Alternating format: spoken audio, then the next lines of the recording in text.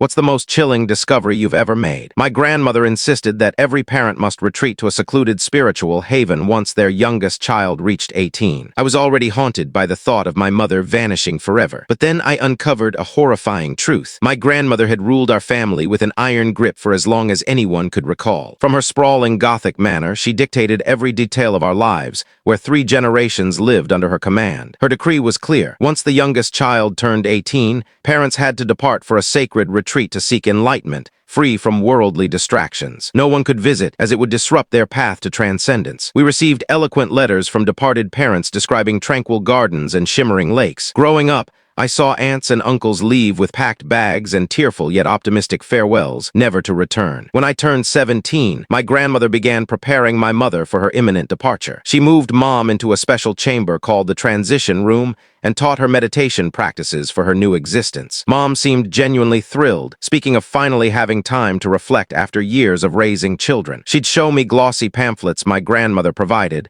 filled with images of peaceful meadows and cozy cabins. "I'll miss you so much," she'd say, "but picture me sketching by the water every morning." My grandmother had Mom practice packing only spiritual essentials, claiming material possessions were forbidden in this utopia. As my 18th birthday loomed, it felt like watching my mother prepare for a dream vacation while I mourned her loss. But something felt deeply wrong. As the date approached, I noticed unsettling patterns. Every letter from our departed relatives described the same sparkling lake and ancient meditation tree, using eerily similar wording. When I questioned my grandmother about why visits were forbidden, she explained that outsiders would taint the retreat's sacred energy. She showed us photos of the sanctuary, but I soon realized they were generic images pulled from the internet. The final clue came when I caught her in her study, drafting a letter from my uncle who'd left 5 years earlier. She was mimicking his handwriting from an old note. When she noticed me, she calmly claimed the elders were too focused on meditation to write, so she transcribed their thoughts to keep family ties alive. "Your uncle dictates I write," she said, but I knew it was a lie. When she was away, I searched her room for any real clues about this so-called paradise. Tucked in her wardrobe, I found piles of cashed pension checks and bank withdrawal forms in my relatives' names. There were property titles transferred to her and insurance policies listing her as the beneficiary. Whatever this spiritual haven was,